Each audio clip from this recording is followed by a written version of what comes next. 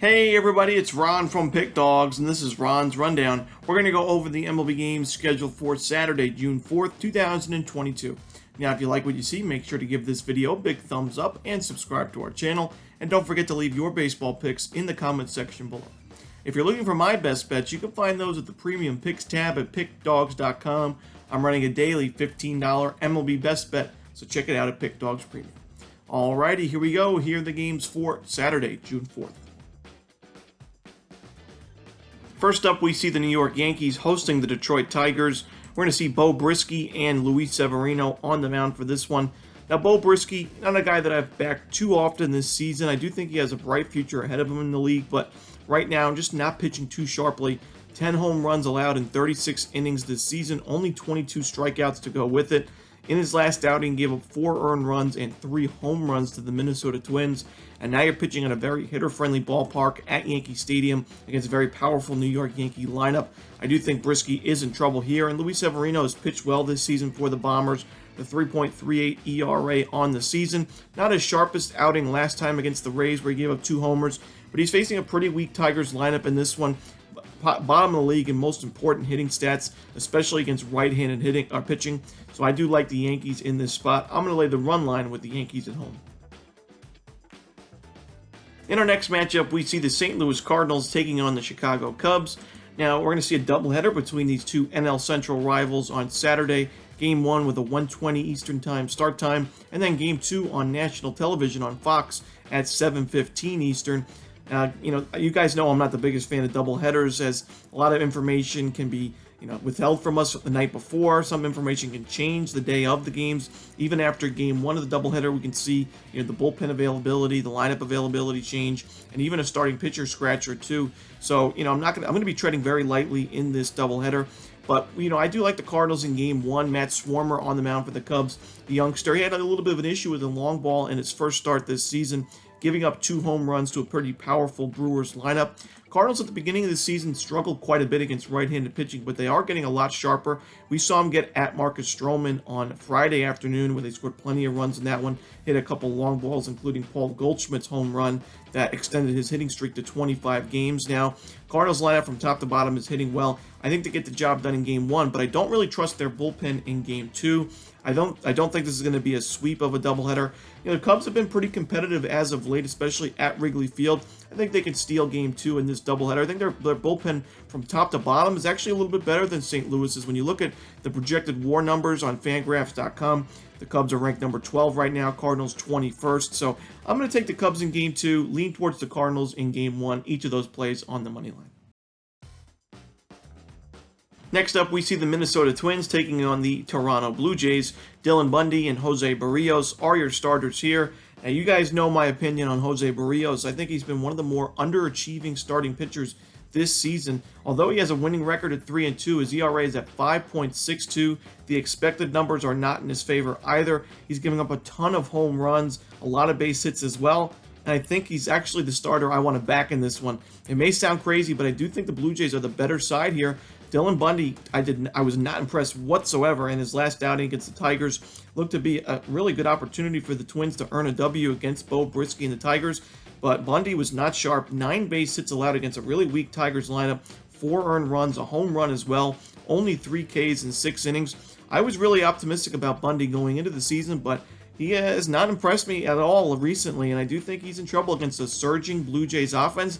Not to mention, I don't think this Twins bullpen is very good, and now they're missing a few key pieces in that bullpen. Emilio Pagan, Caleb Thielbar, so they're without a couple big arms in that pen, and if Bundy struggles again in this spot, it's going to be a long day for Minnesota. Barrios may struggle, and the Twins could put a few runs on the board early, but I think when this game is all said and done, I think the Blue Jays earn the W. So I like the over here, but I'm going to take the Blue Jays on the money line. Next up, we see the Arizona Diamondbacks taking on the Pittsburgh Pirates. We're going to see Zach Davies and Roansy Contreras as the starters for this one. Now, I know the Diamondbacks have been one of the hotter lineups in baseball against right-handed pitching lately, but I do think Roansy Contreras is the much better starting pitching option, and the Pirates' bats haven't been too bad lately either.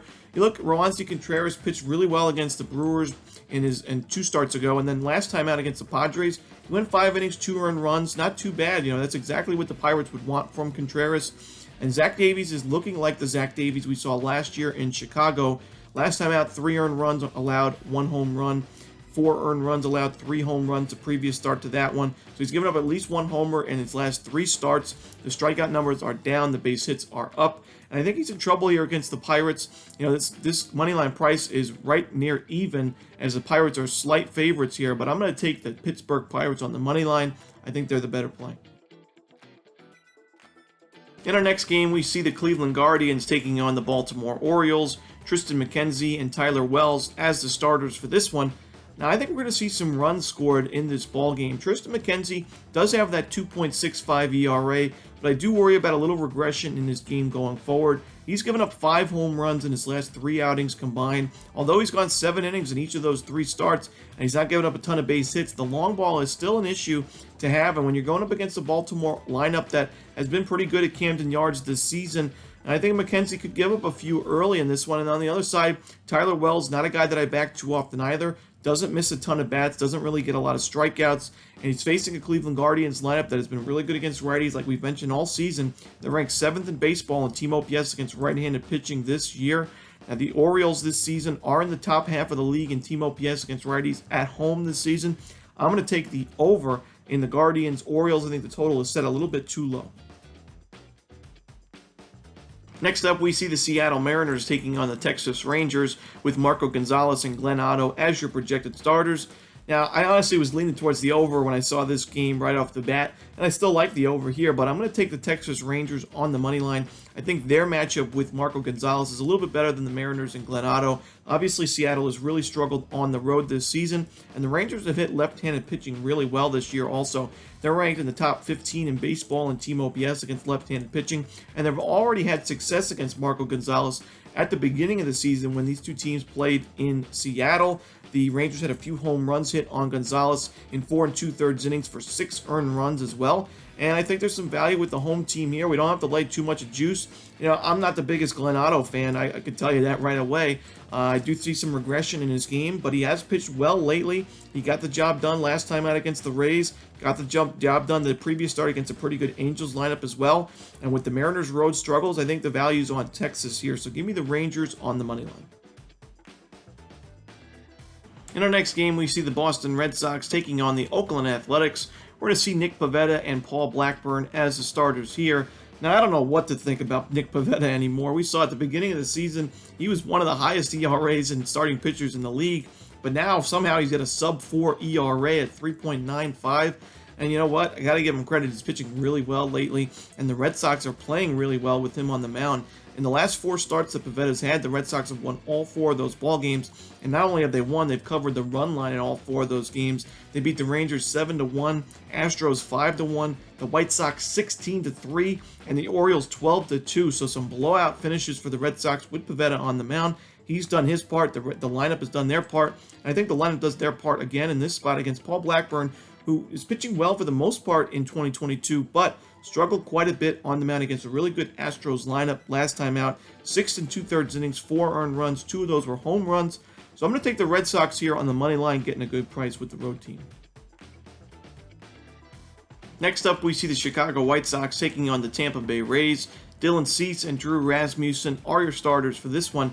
Now, Drew Rasmussen is a little bit tricky to read this season, in my opinion. He's got good ERA numbers at 3.47, a 5-2 record, and 44 Ks and 46 2/3 innings aren't bad. The biggest issue I have with his game this season especially has been the hard contact that he's allowing. He's susceptible to the home run ball, and that scares me against a pretty powerful White Sox lineup. Now, we know Chicago hasn't been the best against righties this season, but they are improving. And Rasmussen, the bottom 35th percentile in average exit velocity and the bottom 36th percentile in hard hit percentage. He gave up 2 home runs last time out against the Texas Rangers, a home run in the start before that against the Miami Marlins. He's not a guy that's going to pitch too deep into ball games either, so when you're going only 4 or 5 innings and giving up a homer or 2 home runs, it can really be troublesome for your team. And with Dylan Cease on the other side of the mound for this one, I kind of like the White Sox. They're such a good price that we're getting as the underdog. I'm going to take the Chicago White Sox here on the money line. Next up, we see the Houston Astros taking on the Kansas City Royals. Now, we don't have an official starter listed for the Royals quite yet, but we should see Luis Garcia for the Astros. That's enough for me to take the Astros here on the money line on the road. Houston's kind of flying under the radar this season, but they have a really strong record, and Garcia has pitched really well for the Astros as well, coming off a 6 innings performance of 1-run ball with 6 strikeouts against the Mariners. He gave up 2 earned runs against a really good Guardians lineup to start before that. And, he's faced some tough teams this season, and I think he's facing a pretty weak lineup in Kansas City on the road here. The Astros bats have been strong, and they're one of the better road teams in baseball this year with a well above 500 record away from home. So I'm going to take the Astros here on the money line. I'd like to see who the Royals decide to go with on the mound here, but I think Houston's worth a shot here as the road team. Next up, we see the San Diego Padres hosting the Milwaukee Brewers. Mackenzie Gore and Aaron Ashby, a pair of young lefties going at it in this one. Now, Mackenzie Gore, I kind of underestimated his game, I'll have to admit, this season, and he proved me wrong quite a bit last time out, where he went 7 innings of shutout baseball with 9 strikeouts against the Pirates in a 4-2 Padres win. He's 3-1 with a 1.71 ERA, 47 strikeouts and 42 innings of work, only 1 home run allowed this season. He is pitching lights out for the first season in his major league career. Amazing stuff from Mackenzie Gore. And Aaron Ashby has also pitched well this year. I'm not going to take anything away from him either, but I do think the Padres are a better matchup against left-handed pitching, where they are ranked 11th in baseball in team OPS against left-handed pitching, as well as 11th in isolated power, while the Brewers are all the way down at 22nd in the league in team OPS against lefties. I think Mackenzie Gore is the better lefty. I think the Padres lineup benefits by facing a lefty in this spot, so I'm going to take San Diego here as the road dog on the money line. Next up, we see the San Francisco Giants taking on the Miami Marlins. Logan Webb and Pablo Lopez are your starters here. Now, I think the books are kind of disrespecting the Miami Marlins, at least Pablo Lopez here. I know Miami has a well below 500 record on the season and still not playing the best baseball at home this year, but Pablo Lopez, a 1.83 ERA. The Marlins are still a really solid lineup against right-handed pitching this season. I think they deserve to be the favorites in this matchup. We saw Lopez struggle against the Nationals and Rays back on the 18th and 24th of May, but he pitched really well at Coors Field last time out. 6 innings of shutout baseball at Coors Field. That's very, very impressive. Now you get to go back to your home stadium, a Pitcher Ballpark at Lone Depot Park, and you're facing a Giants lineup that has some injuries in it. They had to use the bullpen quite a bit in Friday's game when Alex Cobb was scratched with back tightness. And I know Logan Webb has pitched well this season, but Pablo Lopez has been better, and the Marlins lineup has been better against righties, and they're at home. I got to take Miami here as a slight home dog, but I do expect they're going to be the favorites soon enough. I think we're going to see some line movement here move in Miami's direction. Next up, we see Juan Soto and the Washington Nationals taking on Joey Votto and the Cincinnati Reds. Eric Fetty and Tyler Mahle are your starters for this one.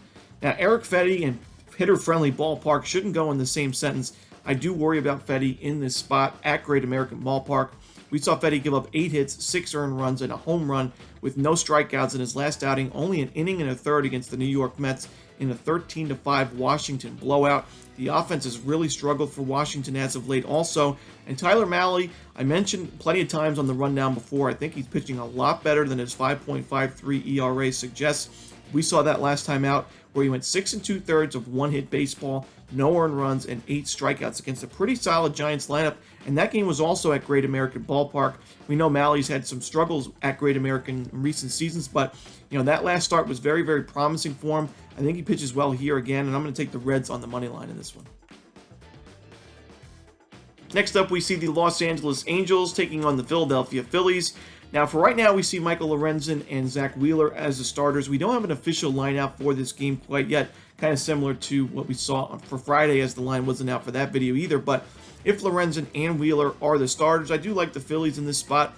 We know the Phillies fired their manager and Joe Girardi on Friday afternoon. I think it was the right decision for the organization. They've definitely underperformed this season. One of the highest payrolls in baseball, top 5 highest payrolls, and they're well below 500, not even really in the playoff race at all right now. There's still plenty of time, and I wouldn't be surprised to see the Phillies make some moves to be competitive down the stretch this season. But these are the types of games you got to win if you want to get back in that race. When you have your ace on the mound and Zach Wheeler going up against a pretty weak starter, in my opinion, in Michael Lorenzen. Sure, Lorenzen's got a 3.19 ERA, but only 31 Ks in 48 innings this season. Last time out, he went 6 2, gave up 3 earned runs against the Blue Jays, only 2 strikeouts in that one. Worries me quite a bit. And Zach Wheeler, Also, although he had a really bad start to the 2022 campaign, he's pitching like we saw him last year. Last time out, 6 innings, 1 earned run, 7 Ks against a really good Mets lineup. Previous start, 6 2/3 innings, 2 earned runs, 10 Ks against the defending world champion Braves. So I'm going to take the Phillies in this spot on the money line at home.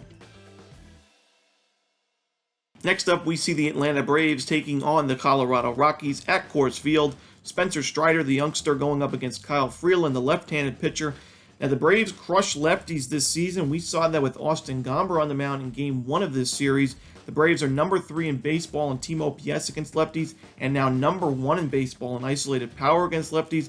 And they're going up against a lefty in Kyle Freeland that has not pitched well in 2022, whether it's been on at home or on the road, but more so at Coors Field this season.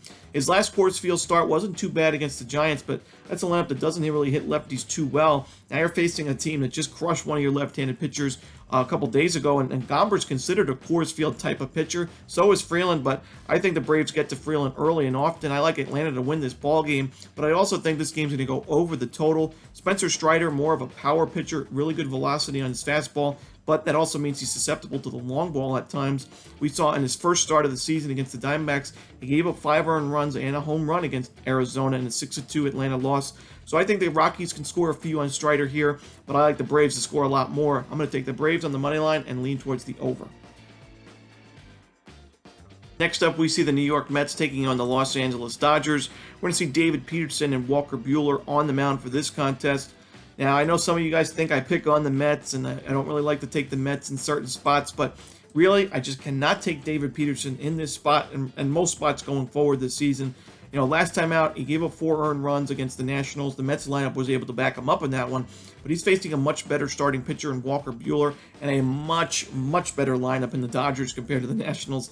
You know, the Dodgers at the beginning of the season struggled against left-handed pitching, but that's not really the case anymore. Where they're top 10 in baseball in team OPS and isolated power against lefties, I think they get to David Peterson early and often here. Walker Buehler wasn't impressive last time against the Pirates, but I don't even think he needs to be lights out for the Dodgers to win this ballgame. I really think they're going to be able to get to Peterson quite a bit early in this game.